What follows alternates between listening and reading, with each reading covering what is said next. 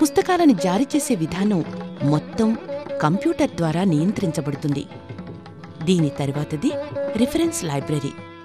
ఇక్కడ పరిశోధనలు జరుపుతున్న విద్యార్థులు తమ తమ సబ్జెక్టులకు సంబంధించిన రిఫరెన్స్ ఇక్కడ నోట్ చేసుకుంటూ ఉంటారు. ఇక్కడ రిఫరెన్స్ బుక్స్, వార్తాపత్రికలు విద్యార్థులకు అందుబాటులో ఉంటాయి.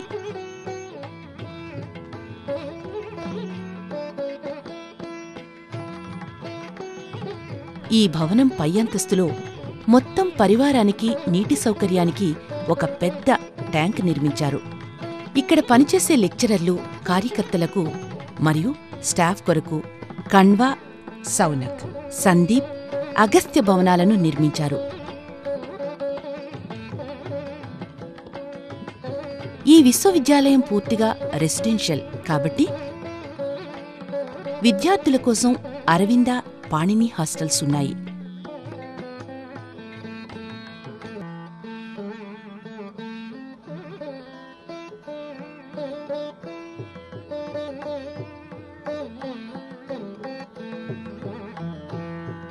భోజనం కోసం బాలబాలికలకు విడివిడిగా వసతి సదుపాయాలు ఏర్పాటు చేయబడ్డాయి.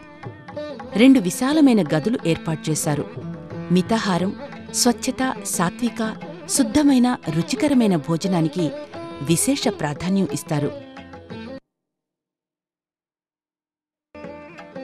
విదేశాల నుండి వచ్చే ప్రవాస భారతీయులు, విదేశీ విద్యార్థుల కోసం ఒక అంతర్రాష్ట్రీయ హాస్టల్ కూడా తయారవుతుంది.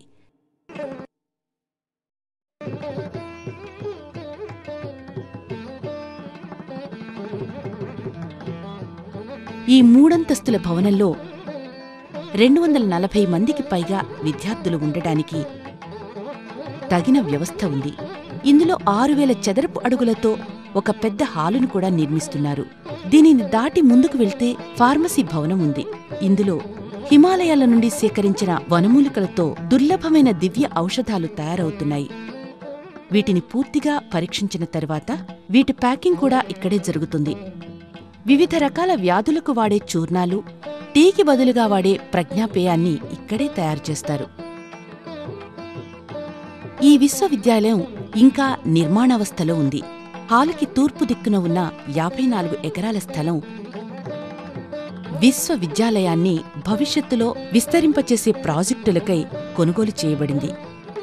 500కు పైగా చెట్లు ఈ ఆవరణలో ఉన్నాయి. ఈ చెట్లను నరికివేయకుండా వాటిని దృష్టిలో ఉంచుకుని నిర్మాణ కార్యక్రమాన్ని చేపడుతున్నారు.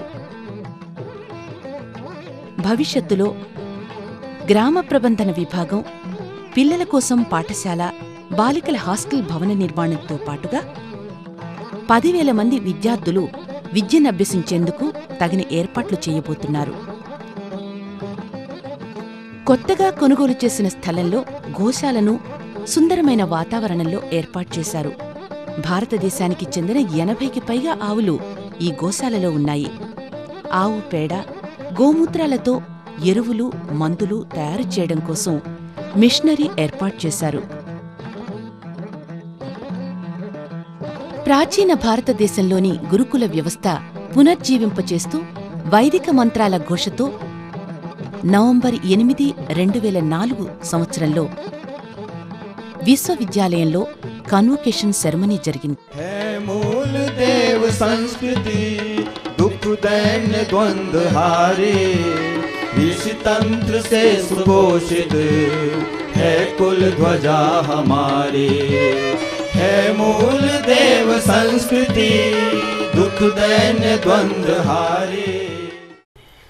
आज इस विश्वविद्यालय का प्रथम दीक्षांत समारोह का आयोजन हो रहा है। हमारे मार्गदर्शक परम पूज्य गुरुदेव का कहना था कि मनुष्य में देवत्व के विकसित किए बगैर धरती पर स्वर्ग को साकार नहीं किया जा सकता। व्यक्ति निर्माण के बिना समाज व राष्ट्र निर्माण की कोरी बातें कल्पनाओं के सिवा और कुछ नहीं है।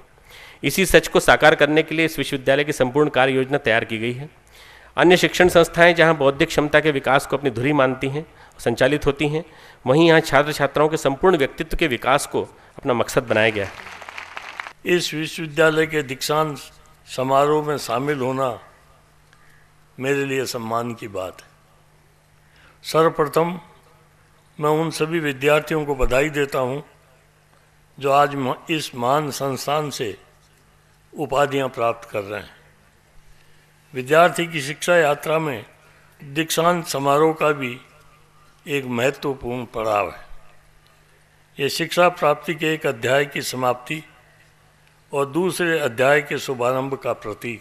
मैं श्री राम आचार्य जी के प्रति कितना श्रद्धा रखता हूँ इसका आपको अनुमान नहीं। जब मैं पहली बार आया था, आपको आश्चर्य होगा और खुशी भी होगी कि गंगा नदी के किनारे ले जाकर मुझे गायत्री मंत्र क्या है उसका उन्होंने पूरा ज्ञान दिया। गायत्री मंत्र में जो ऊर्जा है, उस ऊर्जा की प्रेरणा लेकर मैं भी दुनिया में ये कहना चाहता हूँ कि मैं गरीब घर में पैदा होकर इस गायत्री मंत्र की ऊर्जा के आधार पर आज ऐसे स्थान पर पहुँचा हूँ।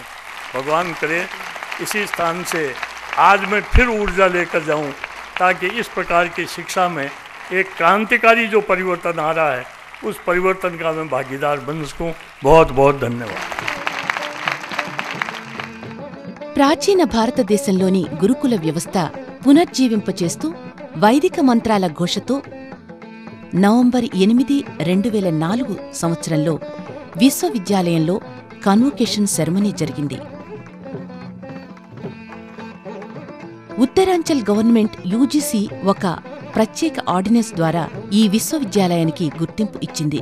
ఈ ప్రజల విశ్వవిద్యాలయం పూర్తిగా సొంత నిధులతోనే పనిచేస్తుంది.